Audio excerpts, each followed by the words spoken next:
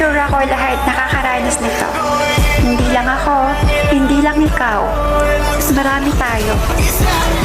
Alam nyo, sa tagal-tagal kong naglalaro ng ML, nasaling na ako na minsan kapag naglalaro ako lang mag-isa. Maswerte na nga kayo kasi may nakakalaro kayong malalakas. Iba na kasi ang basihan ngayon eh. Pinipili na lang nilang kasama yung malakas.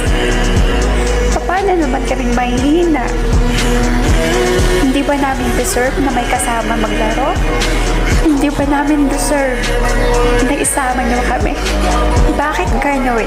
Pag malakas ka, nag-aagawan ka ng lahat para idowo ka at para samahan ka. Tapos, hindi mo namamalayan na may nasasaktan ka na pala. Kasi iniiwan mo yung taong sinamahan ka sa bawat laro